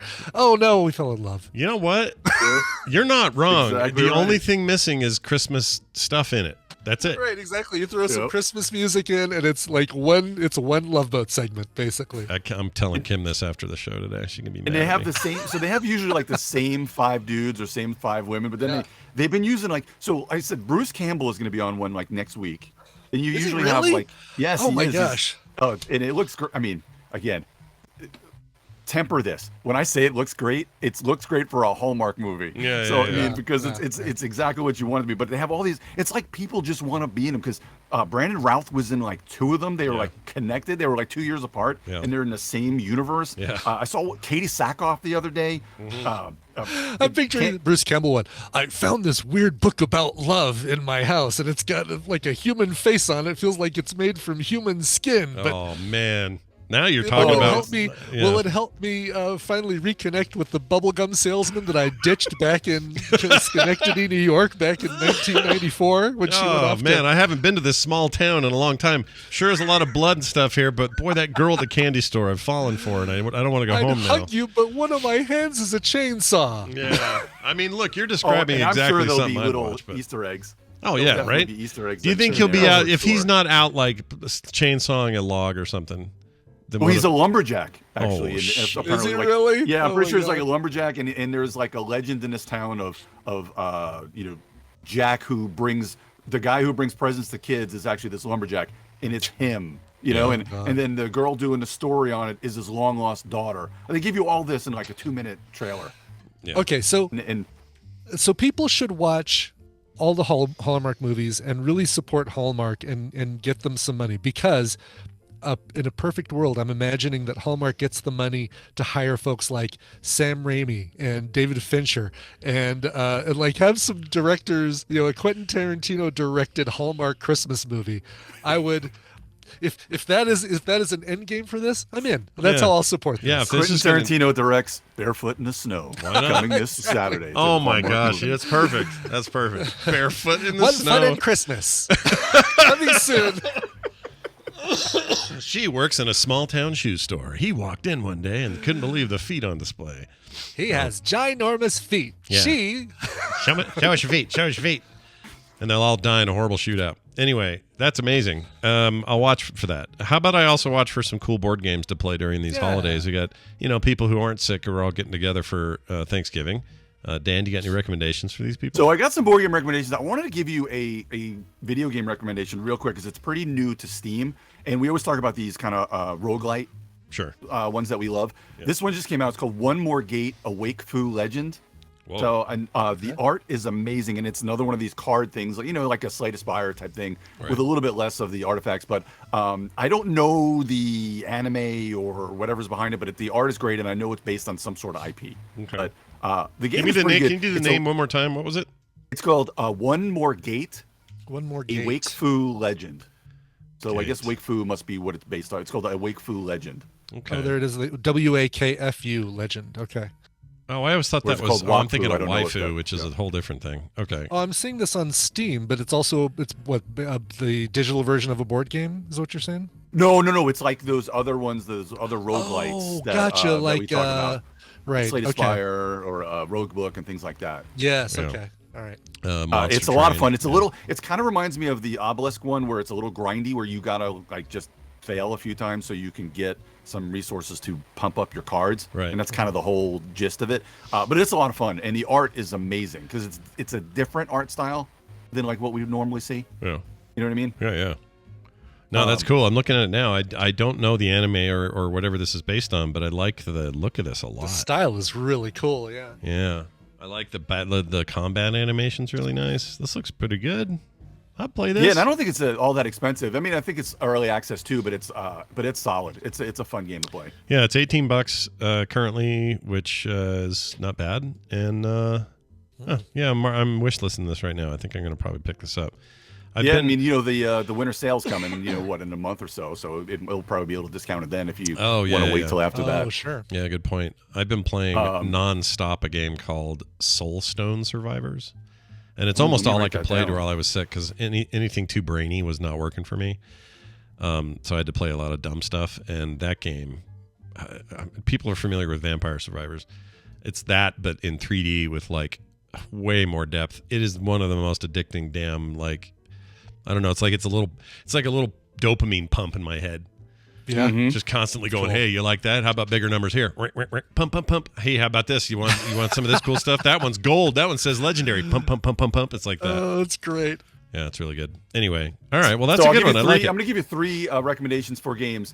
The last one is the recommendation that I'm going to kind of give a little synopsis of, but I'm going to cover it more in depth at a later date for us. But these are all great Scott games and great Brian games. This first one is perfect for a stocking stuffer. This is called Holly Jolly.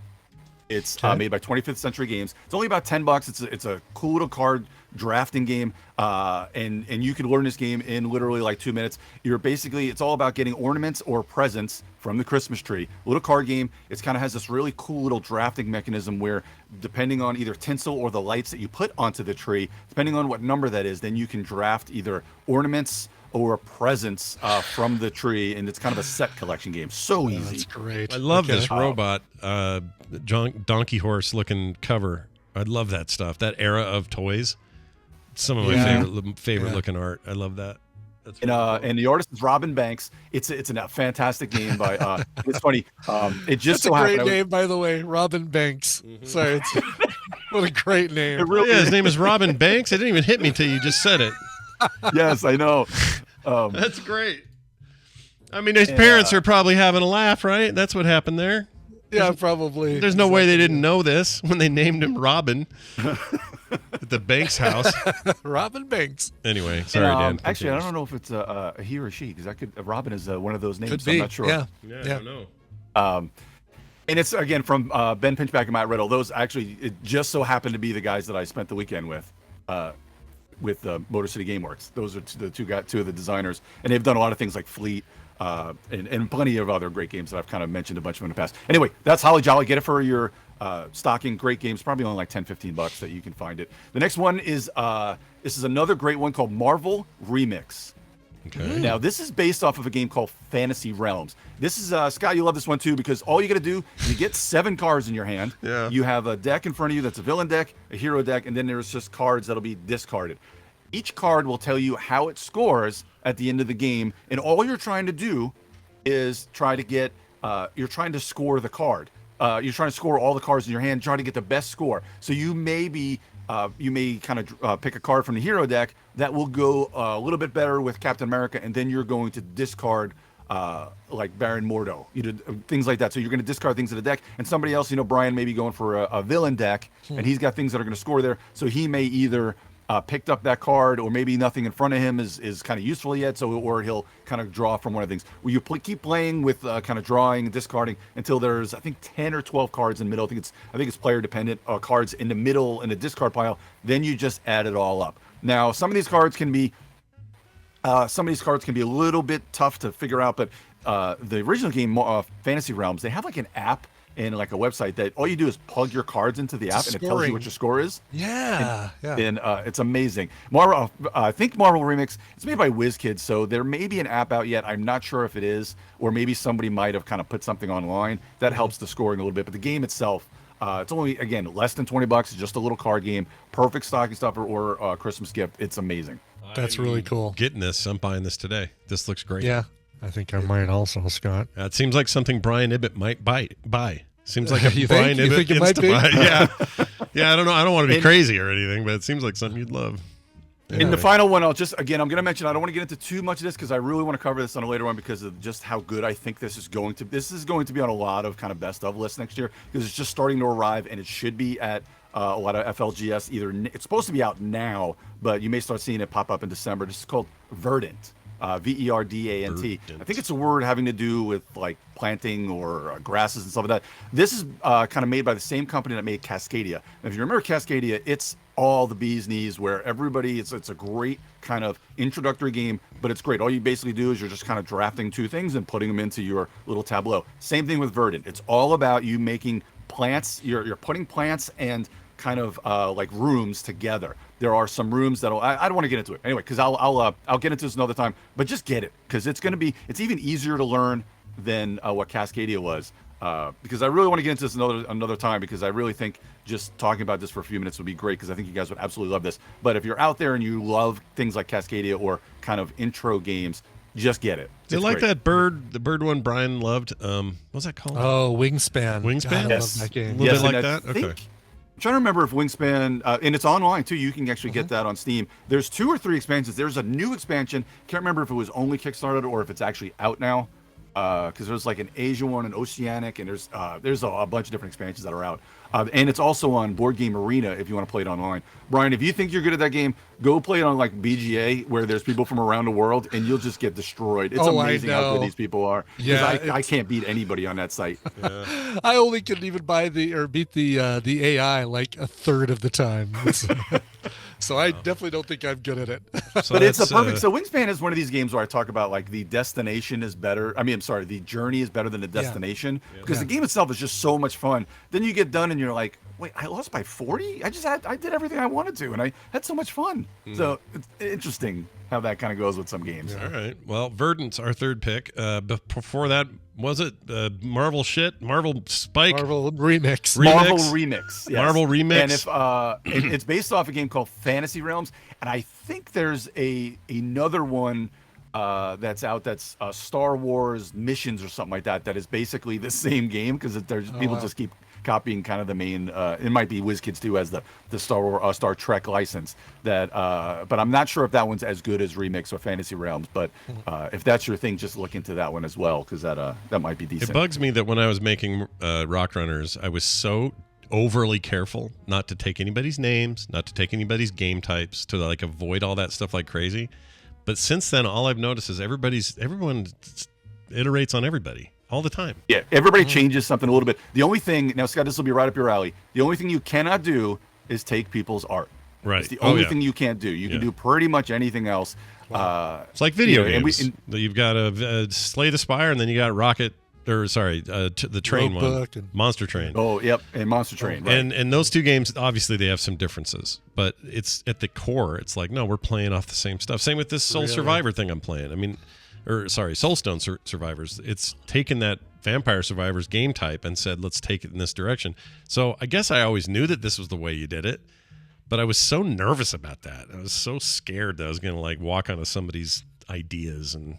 And all you really have to do is, like, in the back of the rule book, be like, "Oh, special thanks to Rock Runners for kind of the spiritual successor, or giving me the influenced my design quite a bit." Yeah, that happens in Steam descriptions. All you got to do is throw that. Steam descriptions will say things like, "This game set in the planet of blah blah blah, inspired heavily by so and so game." They'll do that a lot.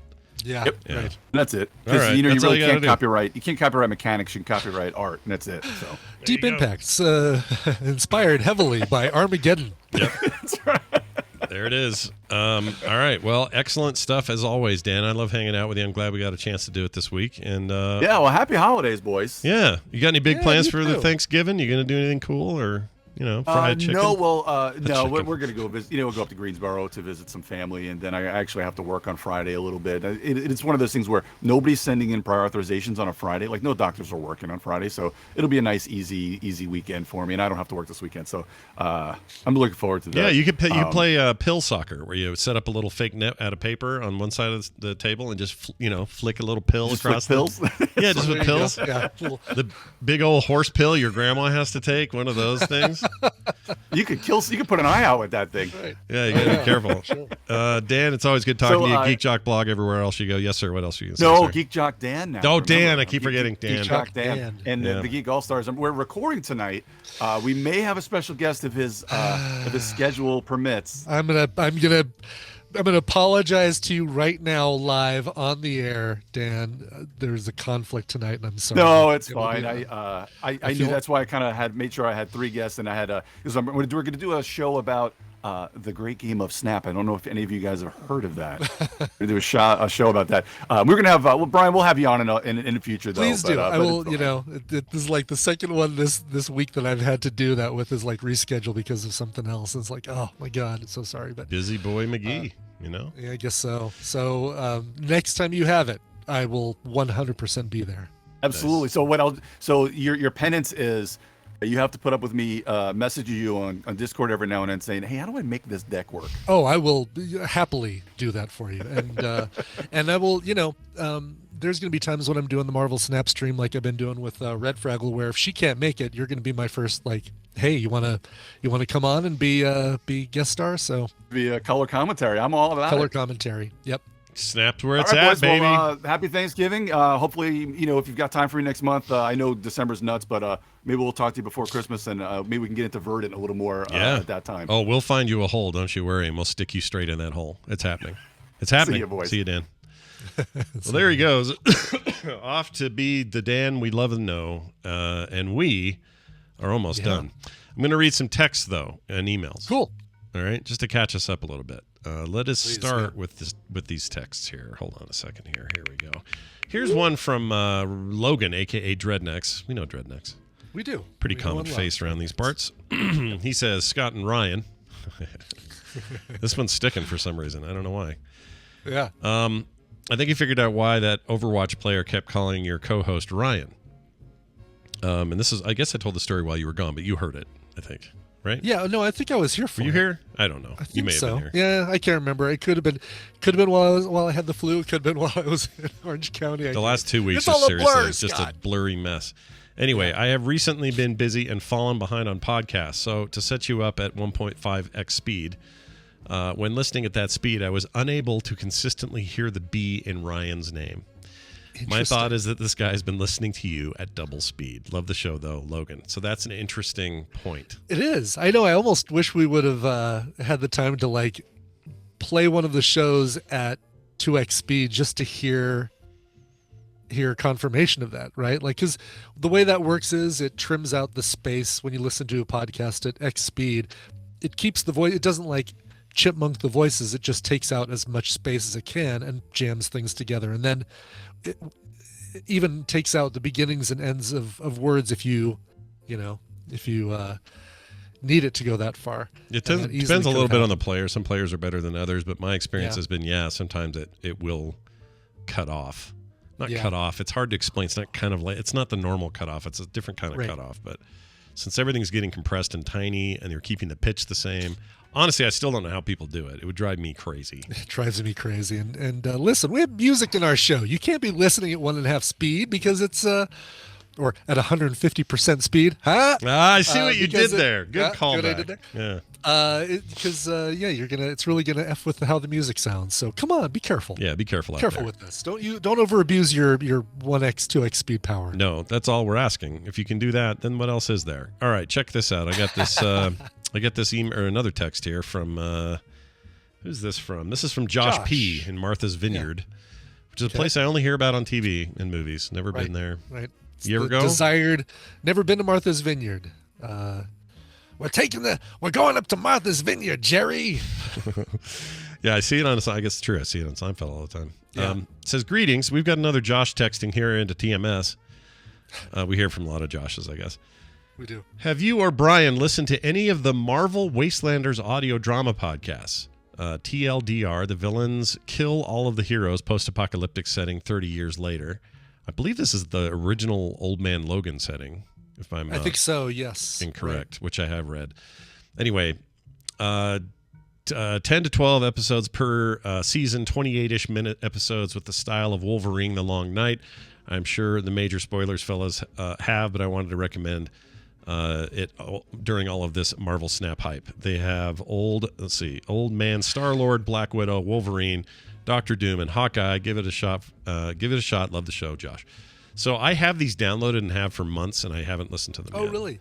I have never listened to a single Marvel, audio drama podcast, and I guess I need to. So maybe this would be the one I do. Heard really good things about them, and I downloaded them in the wake of me finally reading Old Man Logan and loving it. I absolutely loved it. And Old Man Hawkeye or Old Man Star-Lord, one of the two. Yeah, Old Man Star-Lord too, yeah. Yeah, and Old I think Geezer Hawkeye was in it, in the comic as well. And I remember thinking, this isn't a radio? Ooh, dude, no way. I'll totally listen to this. I went, found it, I downloaded it, and then it's just sitting in there. Mm-hmm. So I'll get around to it, Josh, and I'll bet Brian does too. It sounds good. Too. Yep. Email. This is for the morning stream at gmail.com. It's from somebody named Young, Y-U-N-G. Be a great rap name, just be straight Young, Young. No Young MC, no Young Little Bow Wow, no Young whatevers. Yeah, no, sure. just Young. And it's just your name. I like that. Yeah. Anyway, let us know how your rap career goes. He writes in and says, "Good morning, Scott and Brian. I've been a longtime listener and appreciator of Frog Pants' vast array of other shows. TMS in particular has become a stalwart regular podcast of choice over the past decade from its inception. Naturally, there have been instances of repetition over the years in terms of show content, games played, discussions, show titles, etc. I'm sure somebody has already brought this to your attention by now. No, they have not. So, Young, you're the first one. But I was listening to the recent episode TMS 2367, Maze, which is like corn maze. Corn maze, yeah. M-A-I-Z-E. There you go. And and as I also listen to the archived TMS shows regularly because who isn't a glutton for punishment, the episode TMS 1991 was called Maze of Maze. Wow. And came up in my listening list. While not a complete duplication of a show title, it still tickled me enough to bring this useless fact to your attention. Love the show, though. Hope that you and Brian continue as long as you give you both as much enjoyment as you provide to everyone, meaning get that enjoyment. He left out the word get. Anyway, Young, thank you. Kind regards, he says. Well, kind regards right back to you. It's very nice of you to say. And yes, this will happen. It happened with the Instance more often than it does here, because on the Instance I would pick titles on my own. And so if I did one that was the same as 3 years ago because of some reference to the Lich King or something, that was just me not remembering. There was the chance that it would come up. Yeah, exactly. But in Brian and I's case, we at least have this double layer chance of catching each other of, wait, haven't we done that before sort of thing? This one clearly got through. I will never, ever remember a show title. We could put the same show title week after week, and I'd be like, "Oh, that's a really good show title," and I would never, probably would never catch it. It's a good point. I don't think I would. I don't have to do album art for it, so that's one layer that keeps me away from knowing. Yeah, but anyway, I think in 1991 we may have not been doing chat room suggestions yet. It might not have been, yeah. So, I mean, that was in the first 2,000 episodes. Holy crap! That's the other thing. You're lucky this doesn't happen every other day with how many shows we've done. Yeah. So I think it's probably the 2 times I've been in a corn maze since we've started doing TMS. Probably these 2 times, basically. I think they are the 2 times you went to that cool corn maze. Exactly. And talked about it on the show. Yes. Anyway, if you want to be like Young, the rapper extraordinaire, send your emails to themorningstream@gmail.com, or you can text us 801-471-0462. That's 801-471-0462. Quick note to our pal KT Data /Kevin in the chat. He also had COVID the exact same time as us. Oh, no. So I don't know what's going on here in Utah, but all the Utahns with their freaking final... And these are all people who haven't had COVID the entire 3 years. Suddenly we all have it. So, can't explain that. He's got one of these making its way to him right now. One of these 3D printed articulated Yetis that I've been selling on the Etsy store. I saw Nicole got one of those, I think. Oh, really? Was it Nicole? She probably printed one because she's all about doing the maybe that's how she got articulated stuff. That's pretty great. She I'm sure she printed her own, but this guy's great. Looks like a Richard Scarry or a Maurice Sendak or definitely that or Ludo from Labyrinth, kind of. Oh yeah, I always forget about Ludo. Friends. Well, there you have it. That's it for the show. I'd like to thank our patrons for supporting it, and without you, I don't know where if came from. There's literally no show. Like straight up, there's no show. Imagine last week, but writ large. Oh man, that's hard to think of. So if you don't want that in your life, keep contributing. We need it. Patreon.com/TMS, especially this time of year. You'll never get a commercial or an ad of any kind. You'll get pre-show content every week, art in the mail, couch parties on the weekend, as well as game nights or game play dates is what I'm trying to say. That's right. Which is happening this Friday, and we're going to do it in the morning. The normal TMS time is Friday, which is a benefit for a whole ton of reasons. One of which is Brian's got a thing later, so that'll help. I've got to go deep fry whatever. Yeah, if you have ideas for something I should take to deep fry. I'm thinking about making basically taking pumpkin pies, but making miniature ones with like a cookie cutter for the crust and then the filling, putting them in like a one of those mini cupcake trays, freezing them, batter dipping them, and then refreezing them and taking those to deep fry in the deep fryer. So like little deep fried mini pumpkin pies. That actually sounds really good. Doesn't it sound good? Maybe I don't do the crust because I guess you don't need the crust if you've got the batter dip. So maybe just like a a layer of whipped cream, frozen whipped cream, and then batter dip that and deep fry it. And even if you get a little hint of turkey on there, right? Yeah.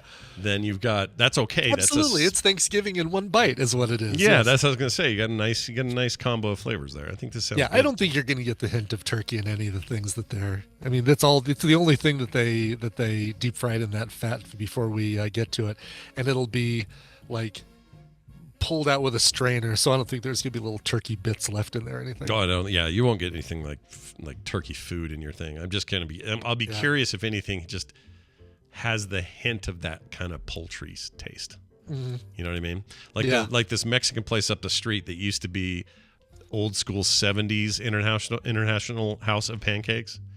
I've talked about this place before. It's called La Morelia's now, and the food's great Mexican food. But as soon as you walk in there, you smell syrup. Okay. Just never freaking goes away. And I always think of that with all kinds of, like, if you make one kind of food for long enough, like there's an H&R Block over here that used to be a taco stand. Yeah.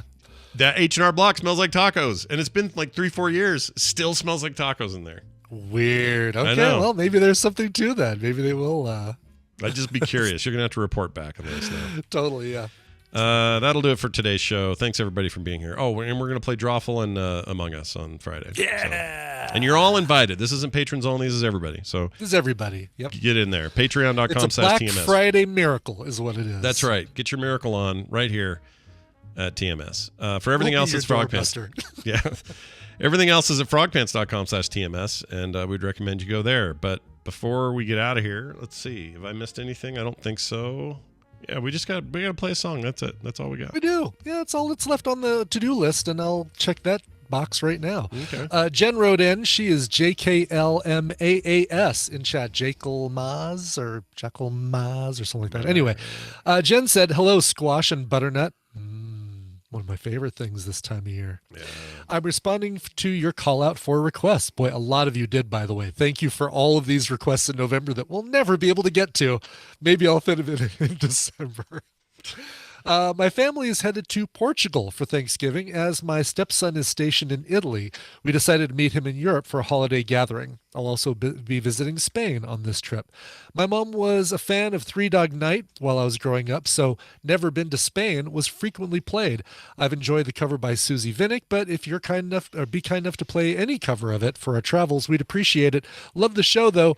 Jen. That's awesome. What a cool trip. It is. God, no kidding. Portugal, Spain. Oh, I'd love to go. Both of those places are on my list of places I want to go. Bucket list kind of things. That's awesome. So her request, a cover of Never Been to Spain. Now, Three Dog Night did have the popular cover of that song. However, this is not originally a Three Dog Night song. They did a lot of covers. A lot of their big hits are songs that they covered by other people.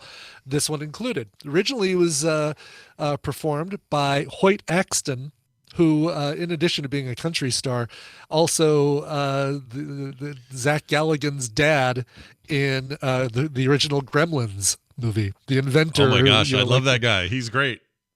He is great. So that's Hoyt Axton. He did the original version of Never Been to Spain. Cover I'm playing is exactly the one that Jen mentioned. It is Susie Vinnick from her 2011 album, Me and Mabel. Here's her cover of Never Been to Spain. All right, that'll do it for today. Just a reminder about programming. We'll be here tomorrow, Tuesday, also Wednesday, Thursday off for Thanksgiving, and then Friday with our play date. All right, so that's the plan. Nothing should change or alter from that. All of those shows currently scheduled as constituted. That'll do it. We'll see you then. Well, I guess we'll see you tomorrow. Bye now. This show is part of the Frog Pants Network. Frog Pants Network. Get more shows like this at frogpants.com. I have to stay alive and write this article before I die. Oh, my Lord. Okay. Well, I never been to Spain. Oh, hey. But I kind of like the music. Oh, was he also the singer on WKRP that was pursuing Jennifer? No. Crazy. By the way, I've had my third, talking about Love Boat and all the repeat